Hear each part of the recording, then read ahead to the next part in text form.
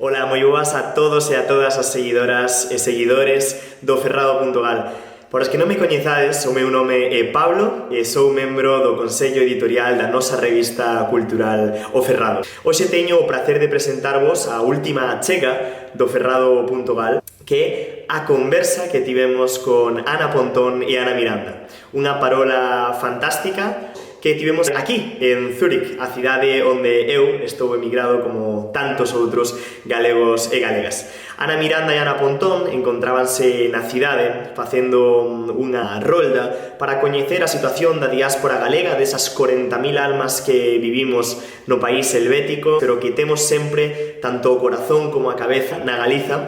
Seguramente todos os que seguides o Ferrado.gal estades máis que enterados de quen son, pero por si acaso vou facer unha pequena presentación. Ana Miranda é a eurodiputada do Bloque Nacionalista Galego e ademais tendo un papel moi importante dentro do Europarlamento. Ana Miranda, entre outras, é a vicepresidenta da Comisión de Peticións, pero tamén está envolta en moitas outras comisións vitais para o noso país, como é a de Pesca. E despois temos a Ana Pontón, a gran muller da política do momento na Galiza, portavoz nacional do mellor bloque nacionalista galego da historia, cos máximos deputados no hórreo no Parlamento galego e con expectativas reais de conseguir a Xunta de Galiza no ano 2024. Todo está por ver, pero o que sí que é certo é que as enquisas amosan ese enorme crecemento do bloque nacionalista galego, que ademais mesmo soña dentro da política do Estado español facerse cun grupo parlamentario propio, podendo romper o récord histórico, chegando a situarse con 5 deputados. En definitiva, Ana Pontón é a líder da oposición en Galicia e o que é máis importante, a que podería convertirse na primeira muller presidenta do noso país. Desde aquí queremos agradecer a amabilidade que amosaron tanto Ana Pontón como Ana Miranda, deixándonos partillar con elas esta maravillosa parola, que temos hoxe a honra de poder amosarvos a todos vos, os nosos seguidores, os que facedes que o Ferrado sexa cada día un pouquiño máis coñecido no país, conseguindo espallar esas ideas da mocidade que non se dá por vencida e que loita pola nosa cultura, pola nosa lingua, pola nosa idiosincrasia. Xamamos con elas, moitísimas grazas máis unha vez, e sen máis dilación, aquí vai o Ferrado na política, con Ana Pontón e Ana Miranda. O Ferrado co Bloque Nacionalista Galego. Unha aperta, terra e moita saúde. Bueno, hoxe no Ferrado.gal temos o placer de estar con dúas persoas importantísimas no panorama político galego, con Ana Miranda, a representante do Bloque Nacionalista Galego no Parlamento Europeo, e máis con Ana Pontón, a líder da oposición no Parlamento da Galiza, e quen sabe se a próxima presidenta da Xunta. Moitísimas grazas antes que nada de estar aquí con nós, unha cuestión fundamental, importantísima, porque estamos en Zúrich, na emigración, nesa segunda patria dos galegos, un lugar xigante de diáspora, máis de 40.000 galegos aquí na Suiza. Nada, antes que nada, quería agradecervos a vosa disponibilidade para estar aquí, benvides, e o gallá non sexa a última vez. Bueno, un placer poder estar aquí, máis ben agradecerche que nos convidaras e poder ter este momento para compartir reflexións. E unha vez que estamos en Zúrich, tamén sempre motivo de orgullo toparnos con galegos e galegas que tedes estas iniciativas tan interesantes. Moitas grazas. Pois a primeira pregunta é obvia, non? Eu son dunha familia, por exemplo, en a cal non son o primeiro membro que está na Suiza. A miña avó hai 70 anos emigrou, tivo que emigrar para Lausanne. E eu, pois, como tantos outros galegos, atopome agora mesmo aquí despois de facer un longo periplo por diferentes lugares do mundo, pero sempre coa da posta na Galiza. Entón, a primeira pregunta é obvia, cal é o plan retorno do bloque no caso de que consiga a Xunta de Galiza? Pois eu creo que teñamos tanta xente fora demostra que hai un fracaso no país, porque cando non eres capaz de darlle oportunidades a xente para que vexa que o futuro pasa por quedar, pois neste caso en Galiza, que algo está funcionando mal. Entón, o que é evidente que se necesita poñer en marcha un novo proxecto de país, que se aposte por crear emprego de calidade, por darlle oportunidades a xente que quere emprender e por facer da ciencia e da investigación realmente un gran pilar de desenvolvemento. Agora mesmo estamos vendo como unha parte da emigración, ti mesmo eres un exemplo, é xente moi formada, e necesitamos que todo ese talento teña capacidade para retornar, pero Para eso temos que xerar as expectativas de que ali pues, vai haber oportunidades de futuro. Eu creo que unha das claves é precisamente apostar pola ciencia e pola innovación, e unha das propostas que estamos ponendo sobre a mesa desde o BNG é a creación dun Innogal, que sería un equivalente ao que neste momento ten Euskadi e Cataluña, co Ikerbasque e co ICREA, que sexa un polo de captación pues, tamén de investigación e desarrollar pues, un pacto galego pola ciencia e pola innovación que nos permita pues, que no horizonte dos próximos anos destinemos o 3% do PIB. Estou convencida que hai miles de galegos e galegas que están deseando voltar e que a mellor oferta que lles podemos facer é un país con futuro, con emprego e que aposte pola ciencia e innovación. Sen dúbida. Unha das cuestións que saiu moito cando estábamos falando dentro do Consello Editorial do Ferrado para a creación do guión desta conversa era unha situación que eu creo que é holística a todos nós que atravesamos nun momento determinado e é o noso activismo moi forte pues, con toda a carrase da xuventude de ver como da situación do país, da situación da lingua que se traduciu aos 16, 17 anos no comenzo na militancia. Hoxe en día eu podo observar como dentro do meu grupo de compañeiros e compañeiras ollamos unha certa indiferencia cara a política e un certo distanciamento sobre todo dende o núcleo das persoas pois, que poidan estar máis formadas cultural e académicamente o perceber que moitas veces todos os partidos políticos en excepción baseanse máis na política de partido, nos anos que se leven militando e non tanto na meritocracia, nos traballos que uns fagan, falan tamén por conta propia no senso de ter que estar facendo alternativas, todos, por exemplo, todos os membros do Ferrado, temos que estar sacando alternativas moitas veces coas trabas e a pesar das administracións e non grazas a elas. Entón, a miña pregunta é, que lle dirías a todas esas persoas mozas que hoxe en día están desencantadas coa política? Como poderíamos recuperalas dentro do bloque? Bueno, primeiro, o que lles diría é que se ocupen da política, porque se tú non te ocupas a política vai se ocupar de ti. E da política depende que servizos públicos temos, se un país aposta pola ciencia ou non, se aposta pois, porque a mocidade teña oportunidades. E eu creo que precisamente a quen quere manter o actual status quo, a quen lle interesa fomentar esa idea tan falsa de todos son iguais. É mentira, non todos somos iguais, hai unha forma diferente de facer política, igual que hai outra Galiza posible, creo que iso é o que representa o BNG. Nos animamos a toda a xente a que participe, non? A que sexa activa, a mocidade moi especialmente a que faga desde a rebeldía e decirles que aquí teñen un espacio para poder traballar e sobre todo un espacio para poder transformar o país e que teñan ese orgullo de decir somos galegos e galegas e aquí non nos para ninguén, non? Somos unha terra de oportunidades, porque eu realmente creo que somos un país con enorme potencial, somos como unha especie de diamante en bruto, pero ese diamante hai que pulilo, non? Hai que apoialo, hai que apostalo, hai que confiar no país, na xente moza e precisamente eu confío moitísimo na mocidade e creo que vai ser un factor de cambio clave para o futuro político de Galiza.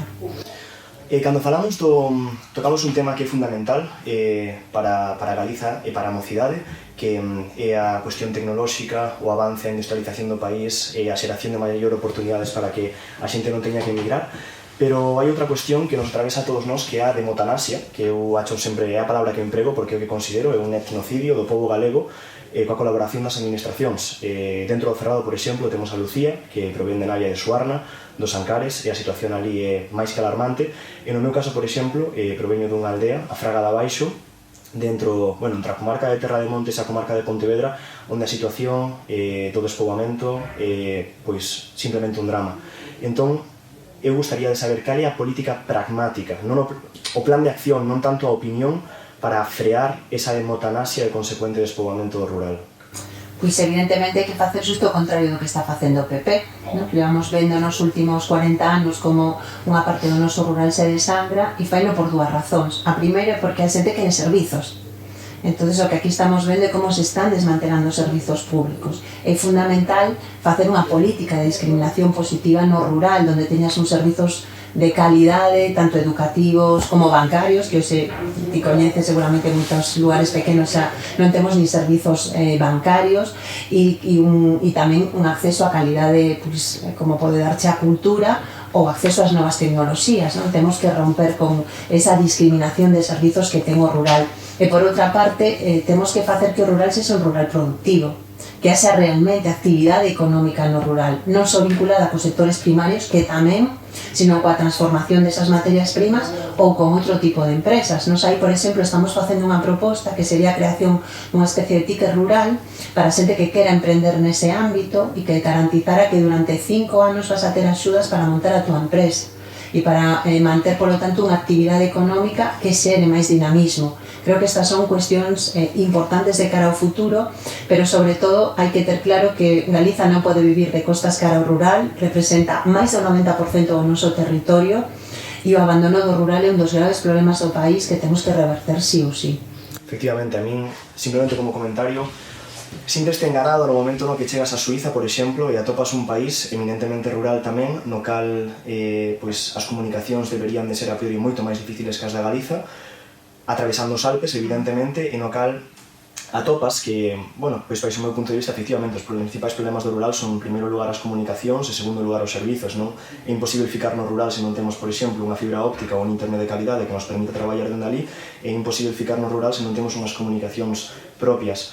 Como é posible que nós tragáramos durante toda a vida a mentira da orografía galega que non permitía esas comunicacións, cando aquí na Suiza podes ver que en 2 horas hai trens que consiguen sobrepasar montañas de máis de 4.000 metros parando en vilas de 500 habitantes. E logo ese é o motivo, non? Polo que aquí están eses campos tan verdes, campos cultivados, e no país o que temos a explotación de eucalipto que non fai máis que matar a nosa biodiversidade endémica.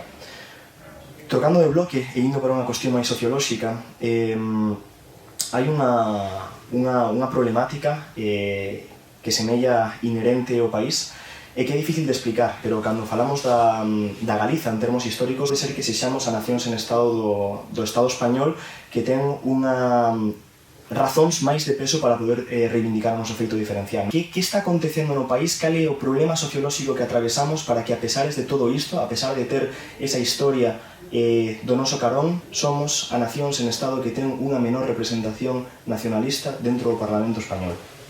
Bueno, creo que esta é unha pregunta que nos levaría moito tempo, non? Si xa podemos aí tratar en profundidade. Eu creo que, en todo caso, hai un feito que para mí é o máis importante, e é que Galiza, das nacións que hai no Estado, é a que máis necesita o nacionalismo, porque realmente o papel que xogou Galiza históricamente na estrutura do Estado español é dunha discriminación moi forte, non? Aquí, nos en certa maneira, se utilizaron os nosos recursos para desarrollar outras zonas, mentres temos o exemplo da emigración como o drama, non? Da incapacidade para poder construir un futuro mellor. Que temos que facer? Eu creo que facernos valer, porque está claro que o Estado está nun momento que está involucionando e donde o centralismo cada vez é maior. Ese centralismo é letal para Galiza, e o antídoto é o BNG, porque nos conseguimos que Galiza teña unha voz libre, non? Que única e exclusivamente se deba a defensa dos galegos e as galegas. E evidentemente necesitamos máis peso. Nos tivemos unha legislatura na que un único deputado conseguiu máis que 23 ao servicio de PP, PSOE e Podemos, que puso os intereses de Galiza por diante, pero si queremos xogar, non? A que sexamos determinantes na política estatal, nas próximas eleccións temos que dar un gran salto, conseguir un grupo parlamentario propio galego que defenda os nosos intereses e que vaya a condicionar as políticas do Estado na próxima legislatura. Eu estou convencida que vamos ir a un escenario sin maiorías absolutas, onde o bloque da dereita non vai sumar o suficiente, e aí a clave é que os galegos e galegas xoguemos outro papel, porque de nada nos vale, non? Mirar con envexa como negocian vascos e cataláns se nós non facemos o mesmo. Podemos facelo se queremos, e a ferramenta é o BNG. E cando falamos tamén dunha cuestión máis interna do país, ollamos como, por exemplo, o Bloque Nacionalista Galego moitas veces semella que fai unha campaña máis orientada cara a Galiza rural, labrega e mariñeira, pero logo atendemos que en moitos lugares desa Galiza máis rural parece que é tabú falar de nacionalismo, falar dunha Galiza ceibe. Son cuestións que atopan o máximo rechazo, e falo, por exemplo, en carnes propias vividas na miña aldea. Logo tamén atendemos como o Partido Popular de Galicia colleita moitas veces os seus mellores resultados neses eidos, con excepcións obvias, non? Que é curioso como se move a política galega, que no canto de ser unha cuestión máis proporcional en todos os concellos, todos os recantos do país, atendemos a reductos, non? Como por exemplo a Allariz, Pontevedra, algúns lugares da Costa da Morte, algúns lugares das Rías Baixas, onde resiste ese sentimento nacionalista, pero polo xeral no resto do rural é moi complexo. Entón, cal é o problema? Por que ese rechazo da xente maior? Cal é o medo que teñen a falar de nacionalismo, a falar dunha Galiza ceibe, unha Galiza con maior liberdade? Mira, eu primeiro, así teño que emendar a plana, ¿no?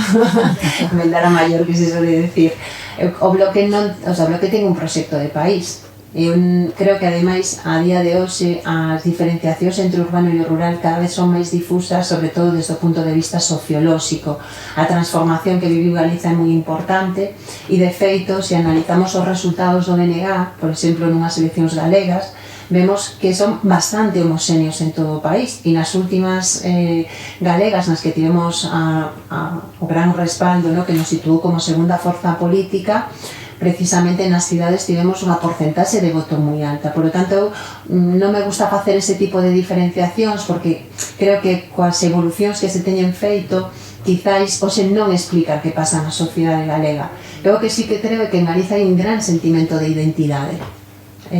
Os galegos e galegas vimos estes días aquí en Zurich, non? Ou en Basel, como pudemos comprobar, hai un sentimento de ser galegos. Outra cousa é a capacidade para traducir eso nunha vontade política, e aí onde nós creo que temos que facer un esforzo maior por conectar, non, con ese sentimento e trasladalo a que se vexa con claridade que a mellor alternativa para que Galiza avance é o BNG, non? E ao mellor temos que ir a un debate no que expliquemos máis que o que queremos facer, cales son as nosas propostas e as nosas alternativas, como queremos transformar o país, e desde aí construir esa identidade, porque a veces nos debates teóricos perdémonos e non somos capaces realmente, non, de acertar como conectar con unha cidadanía que se siente galega e que está moi orgullosa de ser galega, pero efectivamente logo cando colle a papeleta, pois ao mellor non se identifica tanto co BNG, pero nos a esa xente, pois eu creo que temos que tenderlle a man e temos que ver como somos capaces de explicarlle que o seu sentimento é o mesmo que o meu. Exactamente. Eu creo que podría explicarse de moitas maneiras, pero vou contar unha cousa que me aconteceu este verán, cando estaba no país de volta, e a miña cabeza fixo en ese momento, vale, aquí está trocando algo. Estaban cos Pedriños, fora con meu pai, e fóramos a feira de produtos nacionais, e actuaban dos grupos, un grupo tradicional de Tenorio, os Trazantes, pois lendas da música popular galega, e actuaba a Roda. Evidentemente non a Roda clásica, porque a mirame deles, claro. Sí, son de voces. Sí, e cando estábamos ali, en Cus Pedriños, tocaron o último tema, e cando estaban facendo a última peza, houve unha persoa que estaba a miña dereita que sacou unha estreleira, unha persoa maior. E eu nese momento pensei, adiós, liouse, aquí liouse a máxima, porque ali, pois, é difícil, non? Eu que sei, vese nos proxectos de Estrela.gal e vese como a xente rasca, que iso é moi curioso na identidade galega, vese como rasca a estrela, pero deixa a bandeira, como se a bandeira fora sagrada, non? A estrela non lle representa tanto. E eu entón collín e dixen, buf, aquí liouse. E lonxe de causar algún problema, a xente colleuse a man nunha roda, facendo a roda, e a estrela ali no medio, ninguén dixo nada, dixen, algo está mudando no país, parece que comeza a desaparecer esta buf, é unha cousa, pois, que eu creo que solamente pode ser boa. Pero falando un pouco tamén da emigración, sempre atendemos históricamente como a emigración galega foi, pois, por suposto, moi identitaria. Cando estaba este febreiro en Cuba con Arantxa, a catedrática de estudos galegos. A leitora, exactamente. Sí. Ela contaba, fixe unha pregunta moi obvia, dixome, ti sabes por que os en América Latina chamanlle galegos a todos os españois? E eu pensaba, dixenlle, pois supoño que serían os que chegaban máis. Non. Senón porque cando chegaban eran os únicos e cando lle preguntaban de onde viñan dicían que eran galegos e non españoles. Entón esa identidade sen dúbida existe. Pero na emigración tamén atendemos a feitos como que, por exemplo, esa dicotomía entre os lares e as casas de Galicia. A miña familia emigrara en Venezuela e contarame pois esas diferencias entre o lar galego, que era máis nacionalista, e a casa de Galicia, que a fin de contas era seguidista da política franquista que existía no país. Un pouco pasa o mesmo aquí, non? Entón, por exemplo, coñecín a Kiko cando intentei poñerme en contacto co Centro Galego de Zúrich, porque eu son gaiteiro, para tocar a gaita envielles unha mensaxe, na mensaxe rematei dicindo terra e saúde, e contestaronme dicindo que se a miña gaita non estaba afinando que ni me pasara por ali. E entón entendín que aquí tamén está acontecendo iso, non? Que hai centros galegos galeguistas e centros galegos españolistas, que de galegos pois teñen pouco ou teñen menos, porque eu non concibo un centro galego referencia españolista. Entón, aquí, falando de migración, que pensades vos cando, por exemplo, estades visitando centros galegos aquí en Zúrico ou lugares de comunidade galega nos que, ao chegar, hai cero referencias ao país, pero sí bandeiras de España? Que está acontecendo? A ver, eu creo que hai dúas situacións e alegro-me moito que coñeceras a Arantxa porque é un referente galego en Cuba, fixo moito pola cultura galega ali e aparte non sempre con apoio, non sempre con apoio, como saberás que é difícil manter eses electorados que se eliminaron casi todos no mundo, que esa é unha das cuestións tamén a tratar no futuro goberno galego, os electorados eliminados polo PP e era unha figura de referencia desde Treveris hasta París, pasando polos electorados que había en Bos Aires, que por certo acabase de recuperar grazas a Débora Campos e outras persoas de ali, a Rui Farías e investigadores, o electorado galego de Bruselas, pero por o seu propio demanda, non? De Bruselas, de Bos Aires, estou sempre pensando en Bruselas, Entón, os centros galegos, a ver, estamos nunha etapa de terceira, cuarta xeración en moitos sitios. Hai centros que están con moitos problemas económicos, xa non poden subsistir, porque moita poboación galega marchou. Logo, cambiou tamén a forma de relacionamento. Os domingos, unha persoa de terceira ou cuarta xeración, depende do que queira facer, o mellor non vai ao centro galego, pero si vai a facer outro tipo de actividades. Por que? Porque o mellor non vai encontrar atractivo ese centro galego, esa entidade ou ese lar. Isto está pasando en todo o mundo. Pasa en Europa, pasa en América, para fidelizar esa xente galega que iba sempre. Logo hai unha politización por parte dos partidos grandes dos centros galegos, que é evidente.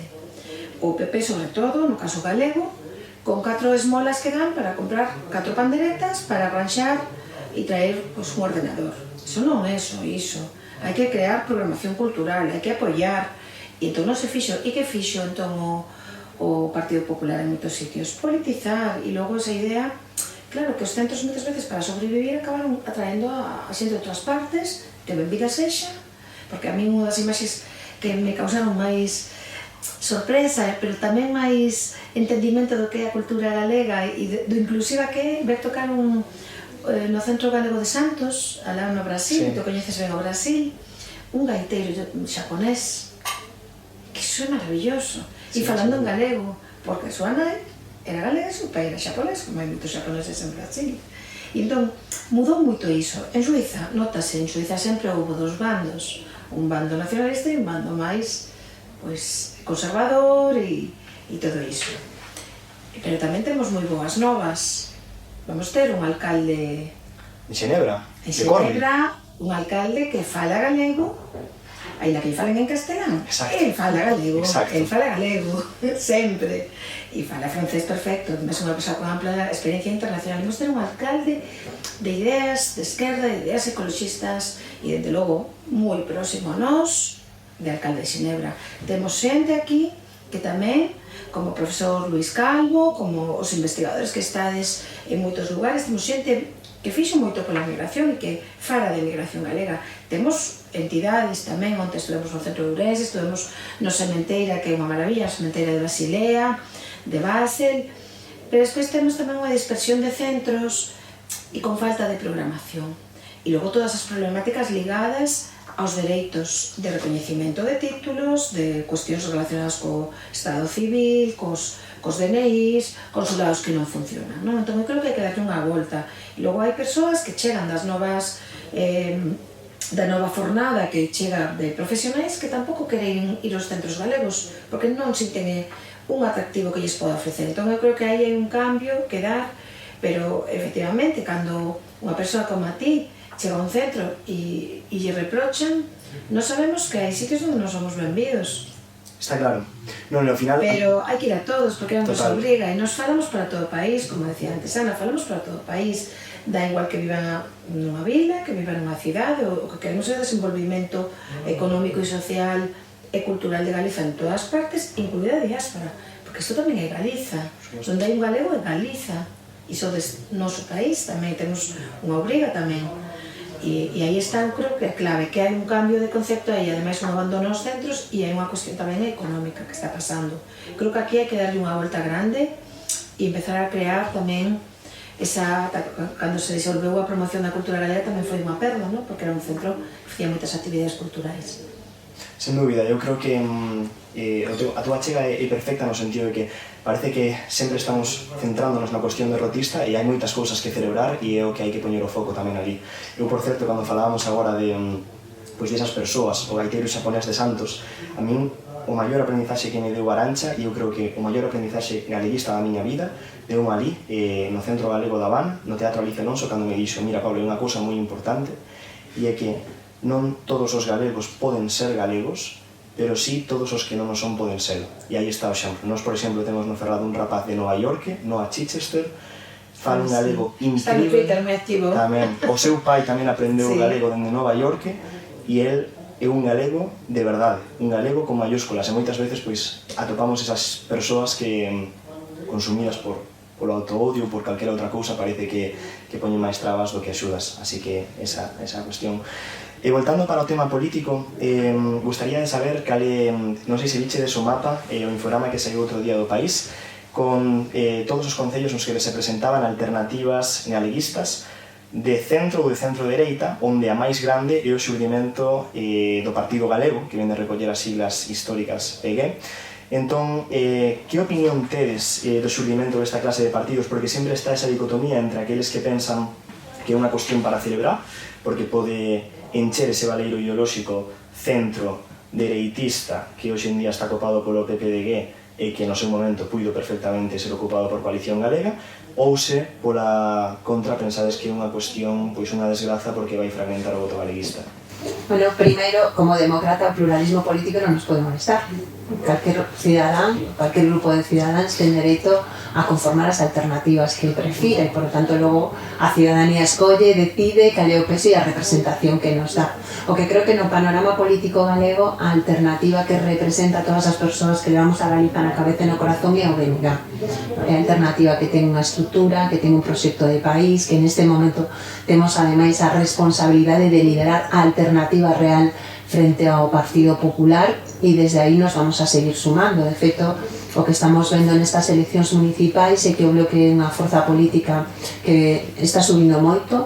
Vamos a presentar máis candidaturas, o 90% dos galegos e galegas van poder votar unha candidatura do BNG nas próximas eleccións municipais. Eu estou, ademais, convencidísima de que vamos a ser a forza política que máis suba, que vamos a ter máis alcaldes e alcaldesas, que vamos a sumar máis concelleiros e concelleiras e que isto é a mellor garantía de que, primeiro, vamos a ter institucións municipais que funcionen ben, con concellos que se sean capaces de avanzar. Tires de Pontevedra, sabes o que significa o modelo de goberno municipal do BNG nos concellos e unha garantía de que toda esta ilusión que hai en torno ao BNG, toda esa esperanza, non, para construir un país mellor, sigue aí e vai a coller forza. Hai un tema que o Ferrado interesanos moitísimo, fixemos viaxes por ali e unha das nosas conversas foi cos alcaldes de algunhas destas vilas, e ese tema é un tema que está agochado, parece, na política galega. Ningún partido político se atreve a falar realmente del, que é o tema da Galiza irredenta, da terra estremeira. Nós, por exemplo, falamos con alcaldes da Cabreira, do Vale do Ibias, do Hercio, e entón atopámonos con cousas que están, parece que silenciadas no país, non? Como, por exemplo, que o alcalde de Porto fixo un referendo de anexión a Galiza, no cal o 95% da veciñanza de Porto votou por esa anexión a Galiza porque consideran, primeiro, que é a súa identidade nacional e, segundo, que por cuestións prácticas eles deberían de pertencer tamén a Galiza. Ata temos ese dialecto tan fermoso do galego que é o portexo que hai que defender, e mesmo contamos con premios das letras galegas nacidos na Galiza irredenta. Entón, a miña pregunta é cal é a postura do Bloque, a postura real respecto da terra irredenta? A ver, primeiro, nos temos tocado en numerosas ocasións este tema no Parlamento, pero tamén creemos que hai posicións que non deben partir de nós, sino que deben partir de esos territorios, e, por lo tanto, hai que tratalo con máximo respeto. Últimamente, a proposta que se nos fixo, por exemplo, desde o Bierzo, é que eles querían que se pudera facer unha consulta para poder constituirse como unha provincia, non? Que o Bierzo se pudera constituir como unha provincia, que houbera un referéndum e que eso tivera apoio do Parlamento galego. Quedámonos sós, nin PP nin PSOE votaron a favor, pero tamén entendemos que hai unha poboación ali, que é unha poboación adulta, que ten que abrir os seus debates, non? E que ten que formular as súas propostas, porque un pode ter unha visión histórica, no, de cales son as fronteiras, pero certo é que logo se fixaron uns límites e movelos tamén ten que facerse sempre con participación, con democracia.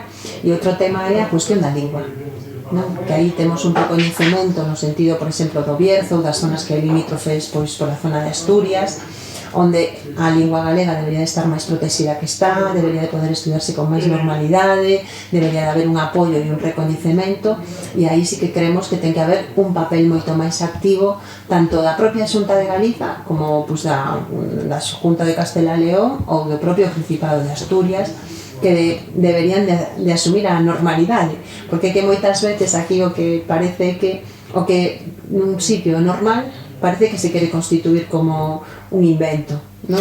Totalmente. E entonces aí o que temos é que traballar para que a normalidade tamén este nas institucións.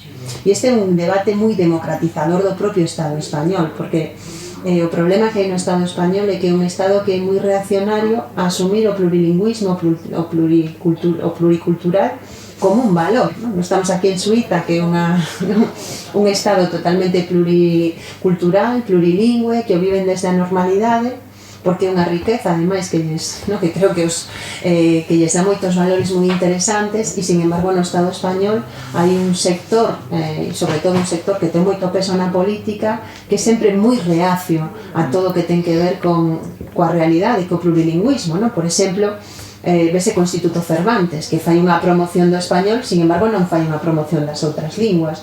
Nos desde BNG estamos reivindicando que se cree un Instituto Galego de Rosalía de Castro para a promoción exterior da nosa lingua e a cultura, porque o feito é que somos a única lingua que non o ten de todo o Estado. Os cataláns téñenos, os vascos téñenos, fan unha promoción exterior, podría servir tamén para ser un centro, por exemplo, aquí en Suiza, onde a xente pudera estudar galego e homologalo non con títulos oficiais, que isto para o retorno tamén sería unha cuestión importante para moitas persoas, e sin embargo aí o que vemos é que a Xunta tampouco quere actuar. Sen dúbida. No caso do Bierzo, por exemplo, é curioso que na última enquisa que se fixo, a opción mayoritaria da poboación era a integración coa Galiza, porque, se non lembro mal, alrededor do 33% da poboación estaría a favor de constituirse como a quinta provincia e un 1 ou 2% estaría a favor de integrarse dentro dunha das provincias galegas actuais. Entón, esa era a opción mayoritaria.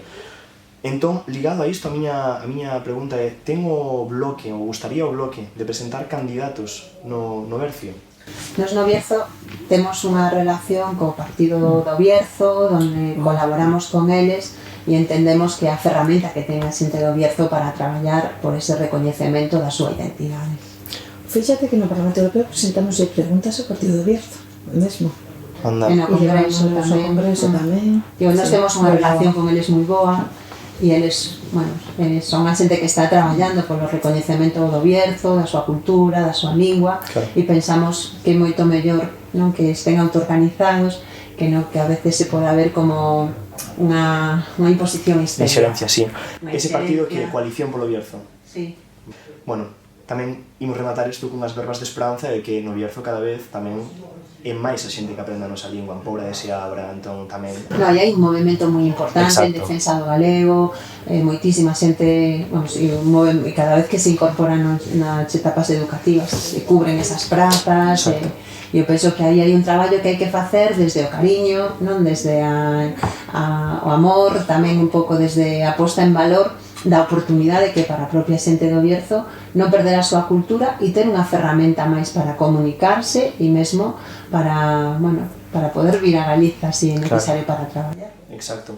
E falando da lingua, imos trocar o último bloque, que é o bloque da lingua, e gustaría ir contigo, Ana, que, pois é unha honra para todos os galegos e as galegas, que a pesar de que estea esa vergoña, non, de que non se poidan empregar as linguas cooficiais do Estado español como o éuscaro ou o catalán, nós si poidamos empregar o galego, facendo que dicimos o galego internacional, falamos o galego internacional, falamos portugués, entón ti, tal e como fixo previamente Camilo Nogueira, falas en galego, dicindo que falas en portugués, pero podes explicarnos un pouco como é ese procedimento? Moito obrigada. Moito obrigada. Obrigada, você. Obrigada, e como empezo as intervencións no Parlamento Europeo, que son o sinal que se lle dá aos intérpretes de todas as cabinas, incluída a cabina española, para que vexan que vou a usar a norma do galego internacional ou lingua galego-portuguesa, non? Entón, moito obrigada, entón a cabina española silénciase, a cabina portuguesa e a cabina española ten que interpretar. E iso con normalidade absoluta. E é máis, os deputados portugueses sempre ven, moito obrigada, usar a nosa lingua común, a lingua da Rosalía, e todos coñecen a Rosalía e a adoración en Portugal pola Rosalía. E logo, con normalidade, claro, adaptado a gramática tamén portuguesa, porque non podes usar pescas, cousas pequenas que simplemente que mudar, e con normalidade. Non lle gusta nada a extrema dereita isto, ni tampouco o PP, pero non importa, nos mantémonos, non en todas as intervencións, porque hai intervencións que por rapidez ou por cuestións terminolóxicas, depende de moitos casos, son en inglés ou en francés, en castelán, ou hai momentos tamén, pero as intervencións máis políticas e, dende logo, as galegas, con orientación xa para Galiza, moito obrigado, e o noso país, a nosa terra, e con absoluto orgullo, porque os meus compañeros cataláns e vascos, e xa lle pasou antes ao gran Camilo Nogueira, ollaban con certa envexa, ollaban con certa envexa, e que fermoso ir ao Brasil ou ir a calquer país de lingua portuguesa e que non se nos entenda e se nos recoñeza, como nos pasou recentemente na pose do Lula, ou nas nosas relacións históricas que temos tamén no Brasil, con normalidade absoluta. E iso tamén está desterrando un tópico e rexeitando prexuizos e facendo avanzar que temos unha lingua universal e moi grande, ademais. Por suposto. Cando eu estaba no Brasil, lembro algunhas cuestións engrazadas, non? Falando con compañeiros, algunhas persoas que non coñecían... Eu fixe moitos amigos na favela do Santo Elías, en Sao Paulo, e lembrome que eran persoas que non coñecían tanto a Galiza, e eu dicíalles que eu falaba galego. Não, mãe, você fala português. Não, estou falando galego. Por que o que é galego? Você fala português. Quando que fala galego? Eu, agora. Non acreditaba. Como é normal, pero efectivamente. A ver se polo menos podemos ir nunha loita máis aberta, poder integrarnos na CPLP, que está esa vergoña, non, de ter que ir baixo a bandeira española e cunha supervisión de España cando deberíamos de ser membros de pleno dereito. Nós estamos traballando aí coa Academia Galega da Lingua Portuguesa e tivemos recentemente como Fundación Galiza Sempre, que é unha fundación ligada ao BNG, como sabedes, unha reunión para tratar de rematar ese proceso que é moi interesante e que nos abre moitas portas ao mundo. E agora, continuando coa lingua, co galego internacional, gostaría preguntarvos unha opinión persoal, as dúas. E saber se baixo a vosa opinión cometeu Galiza e o galego un erro histórico no momento no que se fixa a normativización ou non normativizar a lingua seguindo o modelo portugués.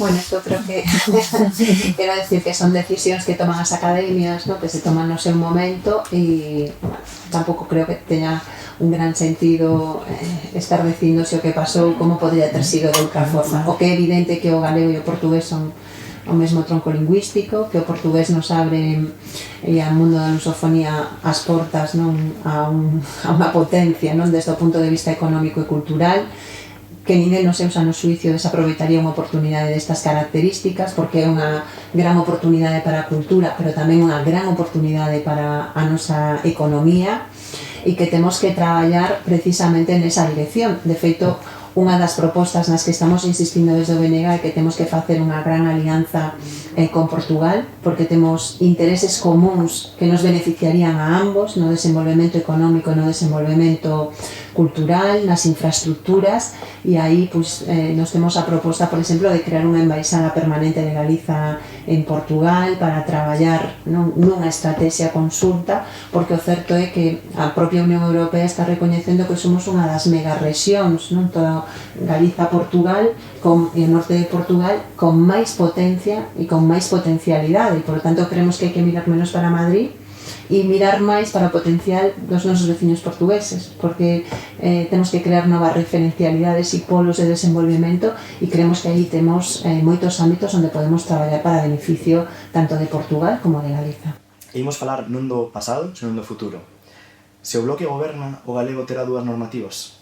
E se sí, cal? A da GAL ou son de estudos galegos? E a normativa non a decidimos os partidos políticos, eso... Pero podes impulsar. Nos o que queremos é que hai que impulsar, en primer lugar, un gran proceso para a normalización da lingua. O que non podemos é seguir vendo como cae o número de nenos e nenas que falan en galego, non porque non lle lo ensinen na casa, sino porque se está producindo un proceso de desgaleguización moi forte, onde un dos elementos que ademais está estudiado científicamente que provocou unha perda de galegofalantes brutal é o actual decreto que impuso o Partido Popular, ese decreto da vergoña que proíbe que asignaturas como as matemáticas se podan dar en galego, ano 2023. E temos estudios que din que ademais o actual sistema non lle garantiza competencias lingüísticas en galego ao alumnado, cando é unha obriga que está establecida na Lei de Normalización Lingüística e no propio Estatuto de Autonomía. Que liberdade pode haber cando non coñeces unha lingua para usala? Non hai liberdade. E nos temos que defender un novo marco donde claramente se avance para que a lingua non pode ser un motivo de confrontación, a lingua é o que máis nos une a todos os galegos e galegas, é un orgullo ter unha lingua propia e temos que traballar para que non toda esa base de orgullo que hai en torno ao galego pois tamén faga que o idioma teña o peso que lle corresponde. Unha cuestión sobre este tema, os xoves ven o presidente da Mesa pola Normalización Lingüística e tamén a GAPI, a Asociación Galega de Produtores Independentes, a Estrasburgo a unha audición do Intergrupo de Linguas para falar do tema do audiovisual. É que non temos produción audiovisual suficiente para a infancia, para ter canais temáticos, que está pasando na CRTVG. Entón, iso sí que é universalizar. Comento porque creo que é un tema de muitísimo interés. É fundamental, eu creo que non somos a xeración do xabarín, hoxe en día non hai. Casi son eu, Sí, tamén, e iso é unha pelea criminal, iso é terrible, pero bueno, a ver. Sí, a miña creo que é moi importante o tema de infantil juvenil, porque agora mesmo necesitas ter contidos en galego modernos, actuais, ademais temos moitísima capacidade no mundo audiovisual, temos grandes empresas que están traballando na animación, que están traballando, bueno, no audiovisual máis que non é animación, non? E aí temos un potencial enorme para poder xerar actividade económica e produtos galegos e produtos exportables, non? Que eso tamén é un sector que non podemos descuidar. Exacto. Chegaría a todo o mundo, porque había xente tamén na diáspora conectada ao xamarín, Por suposto, está claro. Que tiña unha na casa. Sí, non, está claro. A miña filla e xamarín era de Deus. Sí, a diáspora é fundamental, mesmo non hai máis que ollar luar un venres pola noite e ver onde chegan as mensaxes, dende Montevideo, dende Bos Aires, pero bueno, a cuestión é tamén facer unha televisión de Galicia nosa. Bueno, eu botaría horas falando con vos, pero quero chegar á última pregunta, porque non vos podo roubar máis tempo, e de verdade, moitísimas grazas por estar aquí con nós hoxe. E a última pregunta ligada coa lingua, non? Unha cuestión que tamén estamos traballando moitos do Cerrado, porque consideramos de especial interese para o porvir do galego, que é a futura, máis que probável, normativización e oficialización tanto do asturiano como do galego asturiano. A cuestión é que o EO naviego pretende facer unha normativización diferente da normativización galega. Considerades que está cometendo Asturias un erro o normativizar o EO naviego dunha maneira diferente ao galego? E se sí, a que responde iso? Pois aí eu creo que hasta a propia Real Academia se ten pronunciado, non? Se non estou trabucada, dicindo que se iso é galego ten que ter as mesmas normas que o galego, entón temos que traballar, eu creo que para que entendan que crear unha normativa que os diferencie non lles vai a dar máis oportunidades, ao contrario, non? Creo que vai a facer que eso se xa un espacio máis reducido e que temos que intentar que eso se solucione, poñer en marcha toda a diplomacia que puidamos e toda a capacidade para tamén justificalo desde un punto de vista lingüístico histórico. Sen dúbida, ao final parece que mesmo nós traballamos moito isto e é chamativo cando facemos estas publicacións, non? Moitas veces mensaxes que nos chegan de odio de propios asturianos e dá un pouco ese sentido que eu creo que Asturias, a fin de contas, é o país do Estado español que máis sufriu no sentido de que veu como toda a súa historia foi absorbida pola historia do Estado español, facendo como os seus referentes foron tomados como referentes do españolismo. Iso Pódese ver perfectamente, por exemplo, en vilas como Santiso de Abres, onde unha vila de fala galega, chegas por ali e o que te atopas é unha estatua posta polo goberno de España dicindo que, bueno, inaugurada polo rei, dicindo que Santiso de Abres nobre vila que a pesares do seu achegamento a Galiza sempre sobreviviu, mantivo ese carácter asturiano, non? Como tentando xerar esa diferenciación por ese, parece que medo, dunha Galiza, bueno, pois máis mundial, máis global. E para chegar ao final, quero facermos unha batería de preguntas moi curtiñas, quero que respondades cunha palabra ou dúas, xa máis divulgativas para toda a poboación, que é a seguinte. A primeira, podes responder na orde que queirades, pero as dúas... Empezamos as dúas ou unha cada unha? Unha cada unha. Sí, é dicir, non, as dúas cada pregunta. Vale, venga. Vale. A primeira, sodes independentistas? Eu sou nacionalista. Soberanista. Segunda, cal é a empresa modelo da Galiza? Hai moitas empresas que poden ser modelo desde as que están máis innovando até pequenos talleres que fan cosas maravillosas. E se hai que dicir unha, ocurreseche algo? É que facerlle publicidade a marcas non me gusta. Bueno, eso está moi ben. Tiana? A terra e o mar. A terra e o mar. Eso, que fermoso e que real. Quen é o mellor ou a mellor político ou política do PPDG? Contesta ti primeiro. Do PPDG. O mellor un militante anónimo que non ataca tanto o BNG. Bueno, eu diría que con quen máis capacidade de diálogo podes ter é con Pedro Puig. Quen é o mellor ou a mellor político ou política do PSDG? Para mí, como persona dialogante, a coñezo de Vigo igual María Xosé Porteiro. Bueno, eu teño unha boa relación con Carmela Silva. Quen é, e a última obvia, non? Quen é o mellor ou a mellor político ou política do BNG? Unha militancia de base. O número 12. A militancia de base, sí. Ana Pontón. Para Pontón. Agora, unha pregunta un pouco engrazada, non? Chegan as eleccións do Estado español, Feijóo perde esas eleccións e preséntase, chama a Ana Pontón, Ana, imos independizar a Galiza. Aceptas a Feijóo no partido ou non? Eso é ciencia ficción. Calquera das dúas opcións. Vale. Quen é a mellor persoeira da Galiza actualmente? O bardo do pobo, se é que existe. Persoeira. Bueno, Ana está facendo un papel, non é porque estemos aquí con vos, está facendo un papel de transformación moi importante e que non que moita xente se siente representar. Realmente, non porque eu sexa da BNG, sino porque o vemos tamén aquí onte como a xente está atenta, representando un cambio absolutamente de transformación do país e que temos que, además, conseguilo. E ti, Ana? É que é unha pregunta moi difícil, porque singularizar en unha persoa, eu creo que o que temos é que recuperar o crédito da política, que me parece que é fundamental porque necesitamos a xente implicada e que non caia ningún brazo, que non esa política de brazos caídos, sobre todo da xente que é máis crítica, que ten máis ganas de cambiar as cousas en positivo, a todas as persoas decirles que é posible. E as túas últimas, que son as máis difíciles de todas. Peor que estas. Peor. Está cuidado. Peor. Un libro? Pois tantos, non? Estes momentos, tantos. Por exemplo, eu estaba lendo, bueno, relendo cousas de Xavier Queipo, que me gusta moito, estaba relendo Ártico. Pero bueno, porque Xavier Queipo é moi querido para mí. Eu sempre recomendo sempre en Galiza, que me parece unha obra que todo galego galega debe de ler. Por suposto.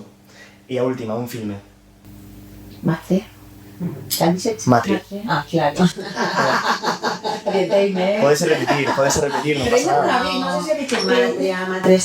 Mate está moi ben, pero se me permites eu, xa para rematar, pois vou aquí a publicitar outro filme que é un galego tamén, que é ONS, de Alfonso Zarauza, e que merece moita pena. Moitísimas grazas, de verdade, de corazón. A vos. Vamos para adiante e veremos que pasa nas seguintes eleccións. Un placer Moitísima poder sorte. estar con vos aquí, moitísimas grazas. Obrigada.